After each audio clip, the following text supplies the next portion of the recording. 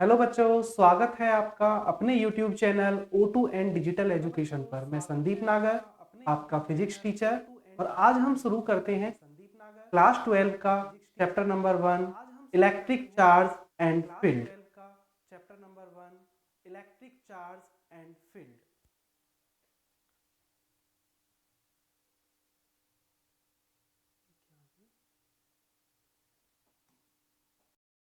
बच्चों, electric charge and field, जैसा कि आप सभी जानते हैं कि हमारा ये फर्स्ट चैप्टर है फिजिक्स का। तो यहाँ हम पहले थोड़ी बेसिक चीजों के बारे में डिस्कस कर लेते हैं, थोड़ा हम इंट्रोडक्शन इसका देख लेते हैं। आप सभी ने बच्चों एक चीज बहुत ऑब्जर्व किया होगा कि जब हम सिंथेटिक क्लॉथ या सिल्क के क्लॉथ अगर हम पहने हुए होते हैं और हम किसी कार वगैरह में जब चलते हैं, तो कार की सीट से हमारे वो सिल्क क्लॉथ या सिंथेटिक क्लॉथ रब होने के बाद अगर हम कार की विंडो को टच करते हैं, कार के डोर को टच करते हैं, तो हमें एक लाइटली सॉफ्ट फील होता है। हमें ऐसा लगता है हल्का लाइटली इलेक्ट्रिकल शॉक। या फिर आपने देखा होगा कि जो आपके सिल्क क्लॉथ या सिंथेटिक क्लॉथ जब रब रब करते हैं आपस में, तो उनमें एक लाइटिंग जनरेट होती है। तो ये क्या है बेटा, आज हम इस चैप्टर में इसी चीज के बारे में हम सीखेंगे। तो ये सब चार्ज होने की वजह से, चार्जिंग की वजह से ये सारी चीजें हमें देखने के लिए मिलती हैं। तो यहाँ हम सबसे पहले बेटा बात करेंगे फ्रैक्शनल इलेक्ट्रिसिटी की। हमारा जो यहाँ फर्स्ट टॉपिक एक छोटा सा अगर हम लेके चले तो ये है फ्रैक्शनल इलेक्ट्रिसिटी। फ्रैक्शनल इलेक्ट्रिसिटी क्या है, जैसा कि आप देख सकते हैं नोट्स पे स्क्रीन पर, कि the property of rubbed substances due to which they attract light objects is called electricity.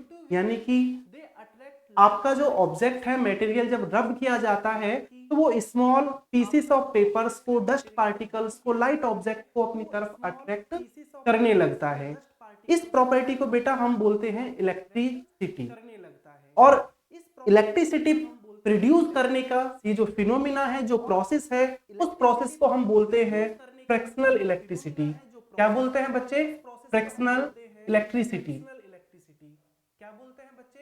इसको हम फ्रैक्शनल इलेक्ट्रिसिटी बोलते हैं।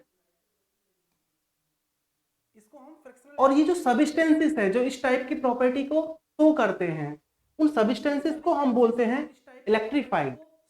और ये सब्सटेंसेस जब इस टाइप की प्रॉपर्टी शो करेंगे, रब करने के बाद जब ये स्मॉल पीसेस ऑफ पेपर्स को अपनी तरफ अट्रैक्ट करते हैं, तो हम ये बोलते हैं कि ये ऑब्जेक्ट क्या हो गया है, इलेक्ट्रिकली चार्ज हो गया है।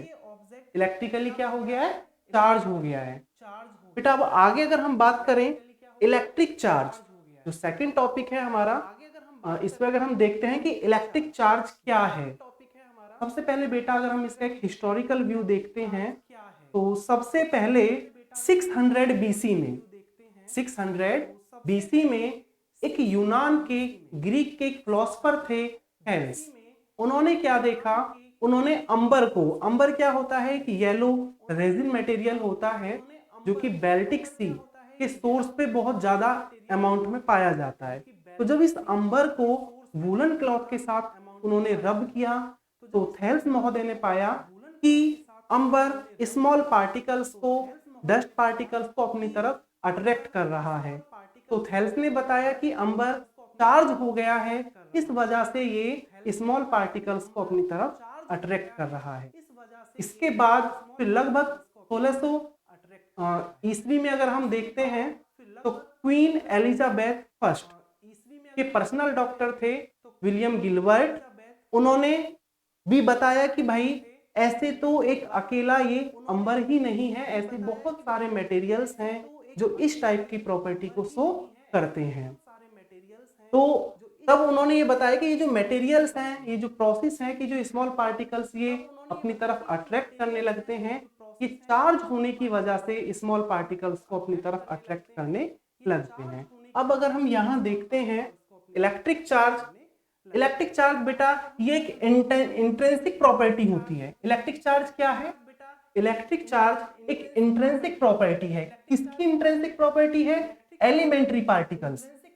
किसकी बेटा? Elementary particles. किसी भी मैटर के जो एलिमेंट्री पार्टिकल्स हैं, उनकी ये इंट्रिंसिक प्रॉपर्टी है which gives rise to electric force between various objects।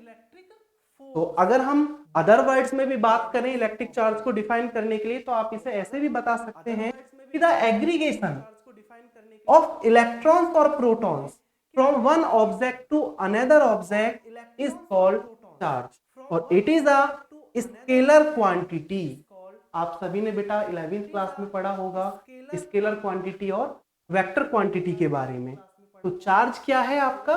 Charge आपकी एक स्केलर क्वांटिटी है। और अगर हम इसके यूनिट की बात करते हैं तो चार्ज की एसआई यूनिट क्या होती है? कूलाम। क्या होती है बेटा? कूलाम।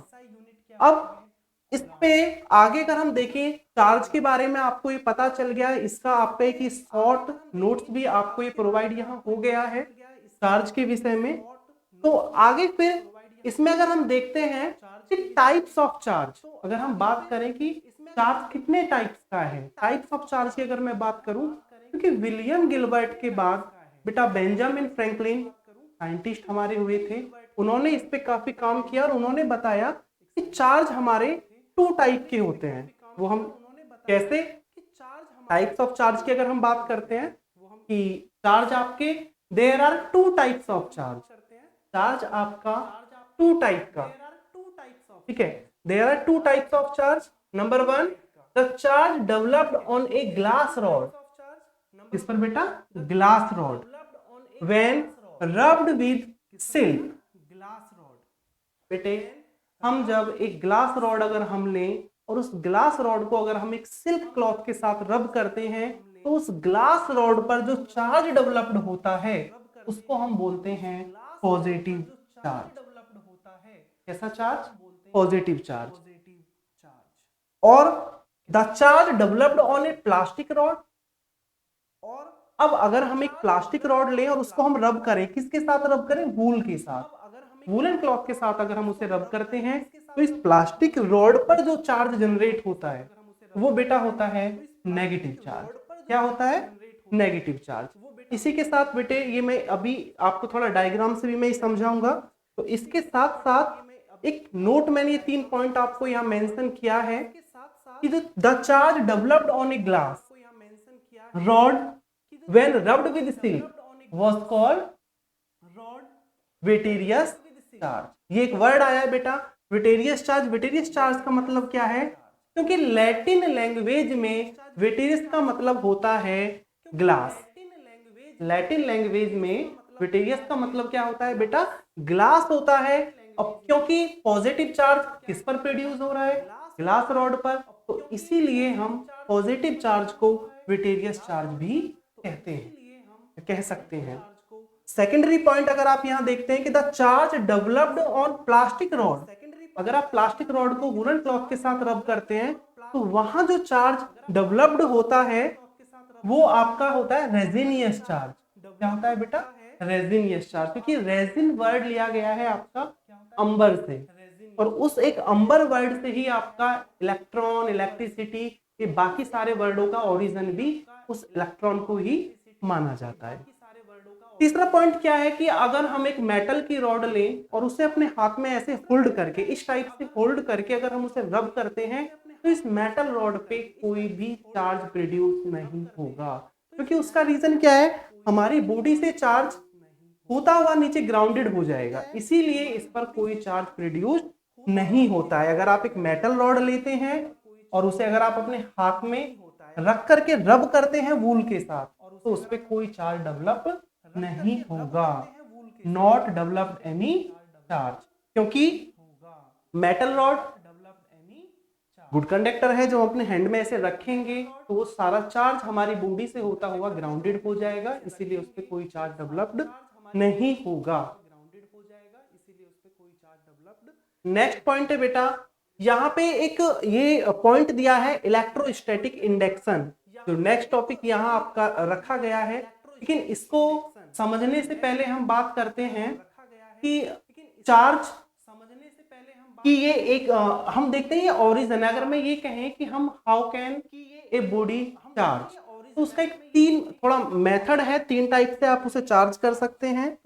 तो किस टाइप से चार्ज कर सकते हैं? तो किस टाइप से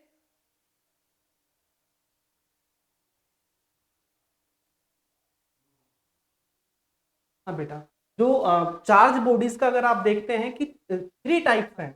जो चार्ज फर्स्ट टाइप आप देखते हैं कि 3 जो फ्रिक्शनल, आप अगर किसी बॉडी को आपको चार्ज करना है तो इसका एक फर्स्ट प्रोसेस होता है फ्रिक्शनल, फ्रिक्शन के द्वारा, बाई फ्रिक्शन। फर्स्ट प्रोसेस होता है फ्रिक्शनल, फ्रिक्शन के द्वारा, बाई फ्रिक्शन। और रबिंग,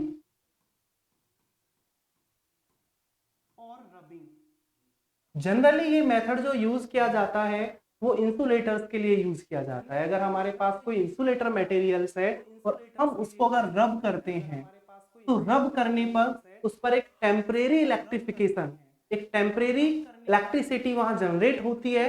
तो इस प्रोसेस को हम बोलते हैं बाय फ्रिक्शन और रबिंग। तो यहाँ पे आप उस चार्ज को डेवलप कर सकते हैं। जैसे हम छोटे छोटे, आपने देखा होगा बचपन में, हमने ये सभी ने शायद किया होगा कि अगर हम एक प्लास्टिक का पेन लेके अपने ड्राई हेयर्स में अगर रब करते हैं और फिर स्मॉल पीसेस ऑफ पेपर के पास अगर उसे लेकर के जाते हैं तो वो स्मॉल पीसेस ऑफ पेपर्स को अपनी तरफ अट्रैक्ट करने लगता है। तो ये प्रोसेस क्या है, क्योंकि आपका जो पेन है प्लास्टिक का या आपका जो कॉम्ब है वो क्या है, इंसुलेटर्स है। आपने आपने उसको रब किया, फ्रिक्शन किया, फ्रिक्शन से उसने क्या किया, स्मॉल पीसेस ऑफ पेपर को अपनी तरफ अट्रैक्ट किया। तो ये प्रोसेस क्या है बेटा, बाय फ्रिक्शन और रबिंग, यानी आप फ्रिक्शन से या रबिंग से इलेक्ट्रिसिटी आपने प्रोड्यूस की। सेकेंडरी जो पॉइंट है बेटा वो आपका है कंडक्शन मेथड है। सेकेंडरी जो पॉइंट है बेटा वो आपका है कंडक्शन मेथड है।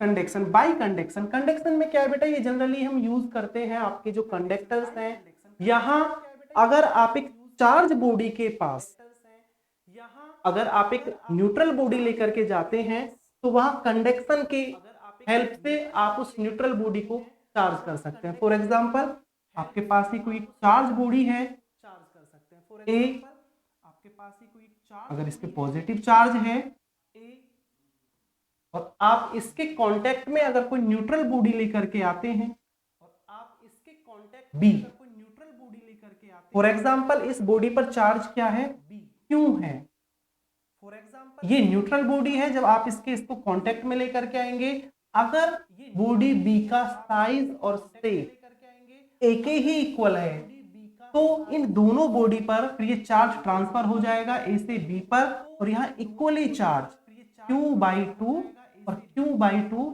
चार्ज दोनों बॉडीज पर आ जाएगा। तो ये मेथड है बेटा आपका कंडक्शन मेथड है।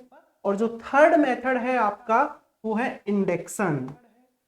इंडक्शन मेथड में क्या होता है बच्चे कि यहां आपको, इंडक्शन मेथड में क्या होता है बच्चे, चार्ज बॉडी के साथ न्यूट्रल बॉडी को टच करने की जरूरत नहीं होगी।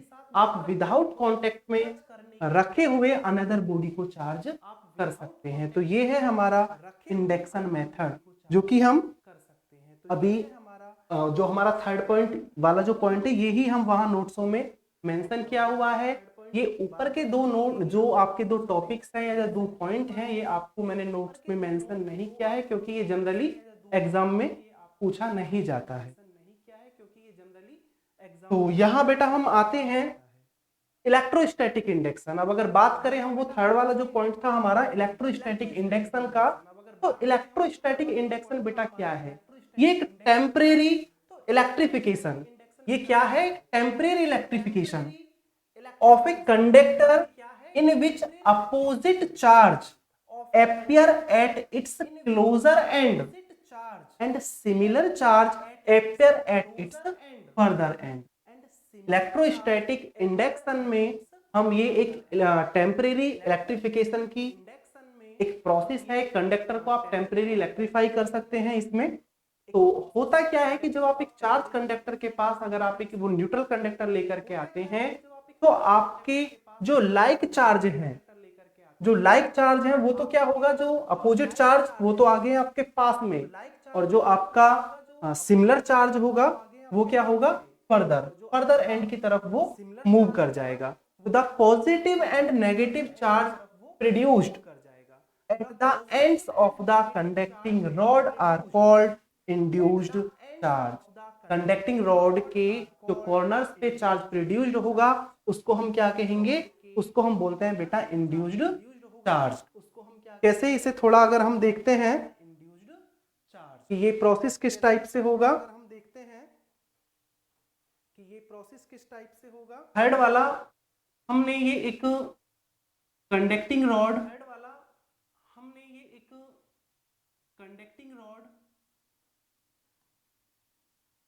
ये इंसुलेटिंग स्टैंड पे हमने इसको रखा है। इंसुलेटिंग स्टैंड पे रखने से क्या है, ताकि चार्ज होने के बाद इसका चार्ज ग्राउंडेड ना हो पाए। ये एक कंडक्टिंग रॉड हमने ली है और हम इसके पास एक चार्ज रॉड लेकर के जाते हैं। के पास में हम क्या लेंगे, चार्ज रॉड हमने लिया, हमने एक पॉजिटिव चार्ज रॉड ली इंडक्शन मेथड के लिए जो कंडक्टिंग रॉड है। तो आप क्या देखेंगे कि इसका जो लाइव चार्ज होगा यानी कि पॉजिटिव चार्ज, इस कंडक्टिंग रॉड में जो पॉजिटिव चार्ज है वो तो फर्दर एंड्स पे पहुंच जाएगा, यानी कि यहाँ, और जो इसका अपोजिट चार्ज है वो इसके क्लोजर एंड पर, तो ये हम कहेंगे कि हमारी जो कंडक्टिंग रॉड है ये इंडक्शन की हेल्प से क्या हो जाएगी, चार्ज हो जाएगी। अब इसको आप स्फेयर के फॉर्म में भी समझ सकते हैं, आपके एनसीईआरटी में ये दिया हुआ है डायग्राम की हेल्प से कि अगर इसको आप, अगर हम एक स्फेयर लें, उसको हमें अगर पॉजिटिवली चार्ज करना है, ये अगर हमने एक स्फेयर लिया है तो हम इसके पास एक चार्ज बॉडी लेकर के जाएंगे, वही पॉजिटिव रॉड अगर हम इसके पास लेकर के जाते हैं, इसको भी इंसुलेटिंग स्टैंड पर हम रखेंगे, तो होगा क्या कि इसके इस क्लोजर एंड पर तो नेगेटिव चार्ज आएगा इंडक्शन की वजह से, और इधर क्या होगा बेटा, इधर आपका पॉजिटिव चार्ज आएगा। फिर हम क्या काम करेंगे, इसे अगर टोटली हमको एक नेगेटिव चार्ज करना है, स्फेयर ए को अगर हमें टोटली नेगेटिव चार्ज करना है तो इसे हम ग्राउंडेड कर देंगे। तो ग्राउंडेड होने के बाद ये जो स्फेयर ए है आपका, इस पर टोटली नेगेटिव चार्ज आपका आ जाए। इस प्रकार से हम ये इंडक्शन जो मेथड है हमारा, उसकी हेल्प से हम इस स्फेयर ए को चार्ज कर लेंगे। तो बेटा ये है हमारा इंडक्शन मेथड। तो आगे अब इसमें एक ये आता है कि प्रोसेस कि ग्राउंडेड होने से क्या होगा कि टोटल पॉजिटिव चार्ज आपका ग्राउंडेड हो जाएगा, तो स्फेयर आपका टोटली क्या होगा, नेगेटिव चार्ज हो जाएगा। इस प्रकार से आप क्या है कि स्फेयर को आप नेगेटिवली चार्ज कर सकते हैं।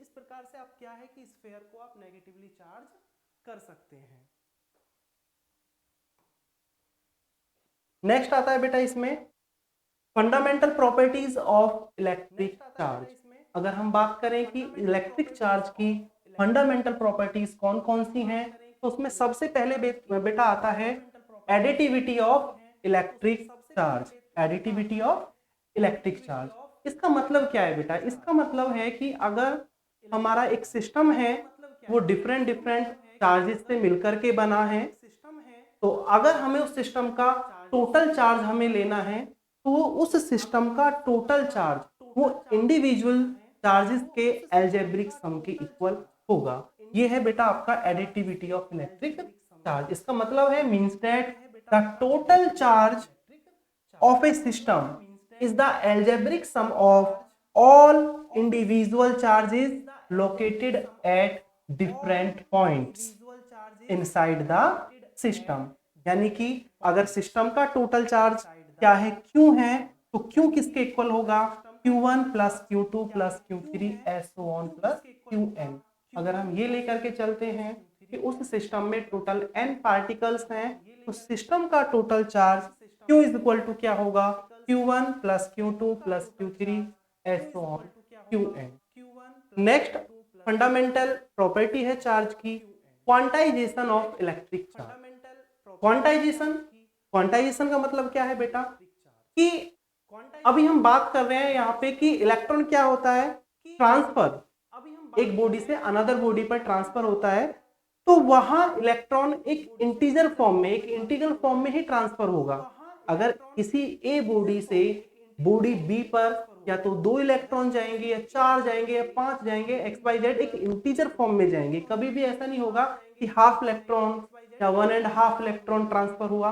ठीक है, तो उसी से रिलेटेड है हमारे क्वांटाइजेशन ऑफ इलेक्ट्रिक चार्ज। ठीक है, तो quantization of electric charge occur in discrete amount of instead of continuous amount is called quantization of electric charge. The quantization of electric charge means that the total charge q of a body is always an integral, always an integral multiple of a basic quantum charge E। ये basic quantum charge E क्या है बेटा? ये है charge of electron. तो basically quantisation of charge से अगर आप चार्ज देखेंगे तो Q is equal to plus minus N E. यहाँ पर बेटा n क्या है? n की वैल्यू आपकी 0 plus minus 1 plus minus 2 as so on, कुछ भी हो सकती है लेकिन एक इंटीजर फॉर्म में ही होगा। तो यहाँ अगर हमने जो बात की है कि बेसिक क्वांटम चार्ज यानी स्मॉल ई, बेटा ये होता है चार्ज ऑफ एन इलेक्ट्रॉन। इसकी वैल्यू 1.6 10 की पावर माइनस के 19 कूलम। तो जो फॉर्मूला हमारा था Q is equal to plus minus N E. तो यहाँ n की वैल्यू क्या होगी आपकी? एक इंटीग्रल फॉर्म। तो यहाँ n की वैल्यू क्या होगी आपकी? कुछ भी XYZ आपका इंफिनिटी तक कुछ भी हो सकता है। तो यहाँ पे ये E की वैल्यू 1.6 10 की पावर माइनस के 19। इसके ऊपर बेटा आपको कोई न्यूमेरिकल भी मालूम कर लिया जा सकता है कि फॉर एग्जांपल एक बॉडी A है, वहां से अगर 10 की पावर 6 इलेक्ट्रॉन या कोई भी आप ये लेकर के चलें कि एक बॉडी से 6 इलेक्ट्रॉन या n की वैल्यू अगर आप लेकर के चल रहे हैं कि 10 की पावर 18 की वैल्यू अगर आप लेकर के चल रहे हैं कि 10 की पावर 8 इलेक्ट्रॉन है, अगर एक बॉडी से 10 की पावर 18 इलेक्ट्रॉन ट्रांसफर होते हैं अनदर बॉडी पर, तो उसका चार्ज कितना चार्ज आपका ट्रांसफर हुआ? तो अगर आप Q निकालेंगे तो Q is equal to M वाला फॉर्मूला अप्लाई करके आप ये वैल्यू कैलकुलेट कर सकते हैं। 10 की पावर 18 और E की वैल्यू 1.6 10 की पावर माइनस और E की वैल्यू 1.6 10 की पावर माइनस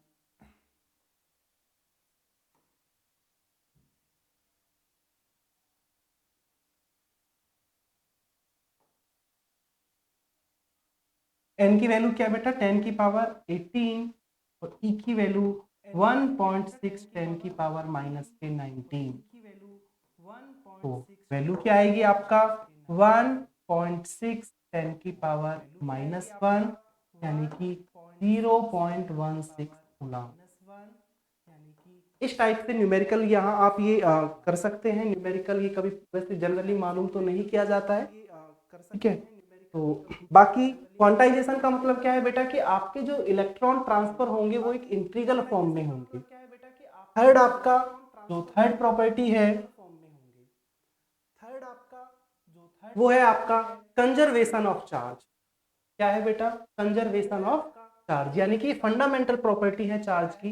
कंजर्वेशन का मतलब क्या है बेटा? कंजर्वेशन का मतलब है कि charge neither be created nor be destroy, यानी कि चार्ज को ना तो बेटा आप क्रिएट कर सकते हैं ना ही आप डिस्ट्रॉय कर सकते हैं। चार्ज सिर्फ एक बॉडी से अनदर बॉडी पर ट्रांसफर होगा। या बिल्कुल ऐसा समझ सकते हैं कि जैसे भागवत गीता में श्री कृष्ण भगवान एक श्लोक देते हैं कि आत्मा ना ही कभी मरती है ना ही पैदा होती है। तो आप उसी सेंस में ले सकते हैं कि चार्ज भी क्या है बेटा आपका? कि ना तो आप क्रिएट कर सकते हैं ना ही आप इसे ये डिस्ट्रॉय कर सकते हैं। ये क्या है आपका चार्ज? यानी कि किसी भी बॉडी का जो चार्ज होगा वो कंजर्व रहेगा। क्या रहेगा? कंजर्व। तो the electric charge can neither be created nor destroy, they can only be transferred from one body to another. So in other words, the total charge of an isolated system remains constant। क्योंकि अगर हम charge को ना तो create कर सकते हैं ना डिस्ट्रॉय कर सकते हैं, तो इसीलिए अगर हमारे पास एक आइसोलेटेड सिस्टम है तो वो आइसोलेटेड सिस्टम का जो टोटल चार्ज होगा वो बेटा क्या रहेगा? कांस्टेंट रहेगा। क्या रहेगा? कांस्टेंट। यहाँ बेटा एक वर्ड आया है आइसोलेटेड, आइसोलेटेड का मतलब क्या है कि आइसोलेटेड सिस्टम से मतलब है कि उस सिस्टम के पास कोई अनदर चार्ज सिस्टम ना हो। जो फोर्थ वाली एक प्रॉपर्टी है, इसको हम वैसे तो ये एक फंडामेंटल लॉ है इलेक्ट्रोस्टैटिक्स का कि like charge repel each other and unlike charge attract each other. ये आपका एक फंडामेंटल लॉ भी है इलेक्ट्रोस्टैटिक्स का, और इसे फंडामेंटल लॉ हम चार्ज के लिए भी रखते हैं।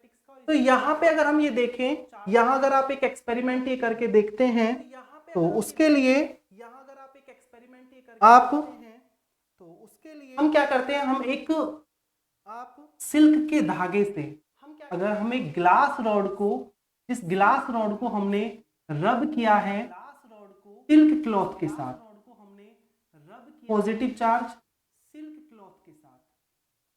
अब अगर हम इस ग्लास रॉड के पास अगर एक अनदर ग्लास रॉड हम लेकर के आते हैं जो कि पॉजिटिव चार्ज है जिसको हमने रब किया हुआ है, तो आप ये देखेंगे कि ये रॉड इस रॉड को रिपेल करेगी। क्या करेगी? रिपेल करेगी। सेम यही प्रोसेस अगर आप एक प्लास्टिक रॉड के लिए लेते हैं, अगर आप एक सिल्क की थ्रेड से एक प्लास्टिक रॉड को आप वूलन के साथ अगर आप रब करते हैं, यहाँ इस पे नेगेटिव चार्ज आएगा प्लास्टिक रॉड पे, और अगर आप इसके पास एक अनदर प्लास्टिक रॉड लेकर के आते हैं तो यहाँ पे ये रॉड भी एक दूसरे को क्या करेंगे? रिपेल करेंगे। क्या करेंगे बेटा? रिपेल करेंगे ये। और अगर आप ग्लास रॉड के पास आपने जो ग्लास रॉड सिल्क क्लॉथ के साथ रब किया है जिस पर पॉजिटिव चार्ज है, इसके पास अगर आप एक प्लास्टिक रॉड को लेकर के आते हैं जिस पर नेगेटिव चार्ज है, तो ये एक दूसरे को अट्रैक्ट करेंगे। क्या करेंगे बेटा? ये अट्रैक्ट करेंगे। यहां से हमें पता चलता है कि लाइक चार्ज रिपेल करते हैं और अनलाइक चार्ज अट्रैक्ट करते हैं। ये आपका एक फंडामेंटल लॉ भी है कि there are two type of charge आपके टू टाइप के हैं, पॉजिटिव और नेगेटिव। और इसमें सेकेंडली क्या है कि लाइक चार्ज एक दूसरे को रिपेल करेंगे और अनलाइक चार्ज एक दूसरे को अट्रैक्ट करते हैं। बेसिक सा है आपका। इसके बाद आता है बेटा यहाँ एक जनरली डिफरेंसेस कई बार मालूम कर लिया जाता है कि इलेक्ट्रिक चार्ज वर्सेस मास, अगर हम इन दोनों में कंपेयर करते हैं, देखते हैं, तो बेटा हम यहाँ पे ये एक चीज हम ये देख सकते हैं कि जो इलेक्ट्रिक चार्ज है आपका, इलेक्ट्रिक चार्ज आपका पॉजिटिव, नेगेटिव और जीरो हो सकता है।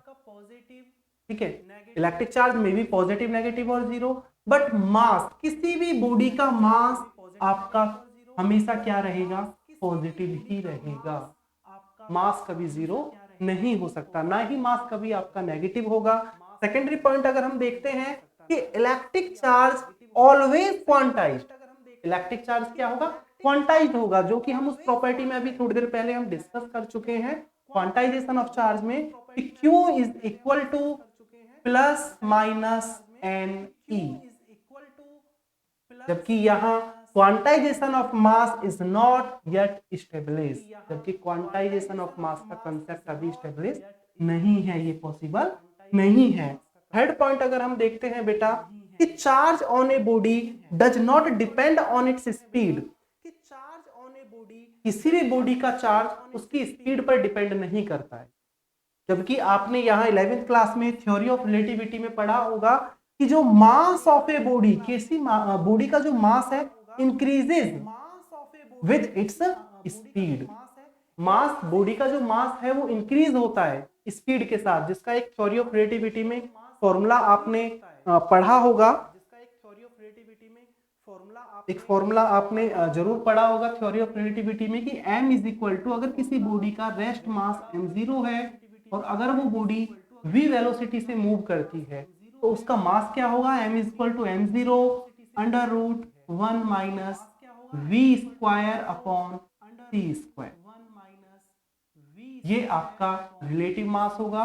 यहाँ बच्चे c क्या है, यहाँ c है आपकी स्पीड ऑफ लाइट, जिसकी न्यूमेरिकल वैल्यू क्या आप लेंगे 3 मल्टीप्लाई 10 की पावर 8 मीटर पर सेकेंड, ये वैक्यूम के लिए।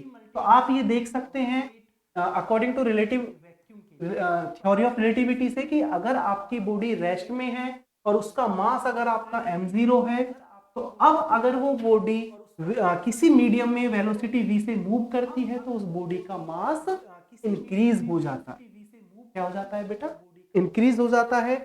जबकि चार्ज पर ऐसा कोई इफेक्ट नहीं पड़ता है। चार्ज आपका किसी भी बॉडी का जो चार्ज है वो does not depend on its speed. Next अगर आप देखते हैं कि electrostatic forces between two charges में बी अट्रैक्टिव और रिपल्सिव। आगे हम पढ़ेंगे, ये जो हम कूलम्ब्स लॉ पढ़ेंगे तो वहां हम ये इस चीज का भी डिस्कस करेंगे कि आपकी जो दो चार्ज बॉडी हैं, तो चार्ज बॉडी के बीच जो अप्लाई होने वाला फोर्सेस है वो आपका अट्रैक्टिव भी हो सकता है और रिपल्सिव भी हो सकता है इलेक्ट्रोस्टैटिक फोर्स में। जबकि आपका जो ग्रेविटेशनल फोर्सेस है, आपके अगर दो बॉडी हैं किन्हीं भी टू मासेस के बीच में जो अप्लाई होने वाला ग्रेविटेशनल फोर्सेस है ऑलवेज अट्रैक्टिव, ये कभी रिपल्सिव नहीं होता है। लास्ट पॉइंट अगर आप ये कंपेयर देखते हैं कि a charge body always possesses some mass, कि अगर कोई बॉडी चार्ज है तो उसमें मास जरूर होगा, लेकिन इसके अगर हम इनवर्स देखते हैं ये कंपलसरी नहीं है कि अगर ए बॉडी पजेसिंग मास, अगर किसी बॉडी में मास है, may not have any net charge. जरूरी नहीं है कि वो चार्ज हो। बॉडी में मास है तो ये जरूरी नहीं है कि वो बॉडी चार्ज हो, लेकिन अगर एक चार्ज बॉडी है एक चार्ज बॉडी है तो ऑलवेज पजेसेस सम मास, एक चार्ज बॉडी में मास जरूर होगा। इसके साथ बेटा एक चीज और हम यहाँ साथ साथ डिस्कस करके चलते हैं कि फॉर एग्जांपल जब एक बॉडी से इलेक्ट्रॉन दूसरी बॉडी पर ट्रांसफर होते हैं, यहां से इलेक्ट्रॉन ट्रांसफर हुआ ए से बी पर, तो बॉडी का मास भी चेंज हो जाता है, क्योंकि जब ये इलेक्ट्रॉन यहाँ ट्रांसफर होगा, इलेक्ट्रॉन का जो मास रखा जाता है m इज इक्वल टू क्या होता है 9.1 10 की पावर माइनस के 31 kg। तो इलेक्ट्रॉन का कुछ तो मास है ना। जब इलेक्ट्रॉन ए से निकल करके बी पे गया तो ए का मास क्या होगा बेटा, डिक्रीज होगा, और बी का मास आपका इंक्रीज होगा। यहाँ मास आपका इंक्रीज होगा और यहाँ डिक्रीज होगा, क्योंकि इलेक्ट्रॉन आपका ए से निकलकर बी पे गया। तो चार्ज बॉडी के लिए मास कंपलसरी है कि अगर एक बॉडी चार्ज है तो उसमें कुछ ना कुछ मास जरूर होगा, लेकिन अगर कोई बॉडी में मास है तो वो जरूरी नहीं है कि उसमें चार्ज भी हो। ठीक है बेटा, तो ये पॉइंट हमारा इलेक्ट्रिक चार्ज और मास। नेक्स्ट जो हमारा ये कूलम्ब्स लॉ है ये हम पढ़ेंगे नेक्स्ट वीडियो में। तो अभी हमने इस वीडियो में क्या डिस्कस किया है एक बार हम थोड़ा देख लेते हैं क्विकली रिवीजन के तौर पर। कि यहां हमने सबसे पहले फ्रैक्शनल इलेक्ट्रिसिटी के बारे में हमने समझा है, इलेक्ट्रिक चार्ज के बारे में, उसके काइंड्स, एक हम अगर किसी बॉडी को चार्ज करना है तो किस तरीका से हम चार्ज कर सकते हैं, वो जो तीन मेथड थे चार्जिंग के, फ्रिक्शन था, कंडक्शन था और इंडक्शन था। ठीक है, इसके बाद इलेक्ट्रोस्टैटिक इंडक्शन के बाद हमने प्रॉपर्टीज, जो फंडामेंटल प्रॉपर्टीज हैं इसकी इलेक्ट्रिक चार्ज की, वो हमने यहाँ डिस्कस किया है। क्वांटाइजेशन को हमने डिस्कस किया है, कंजर्वेशन को हमने डिस्कस किया है, और इसी के साथ साथ हमने इलेक्ट्रिक चार्ज वर्सेस मास, यानी इन दोनों में हमने कंपेयर, क्योंकि कई बार ये मालूम कर लिया जाता है शॉर्ट क्वेश्चंस में, तो ये हमने डिस्कस किया है। तो आज की वीडियो के लिए इतना ही। कल नेक्स्ट वीडियो में बेटा हम पढ़ेंगे Coulomb's law. Okay, thank you बेटा।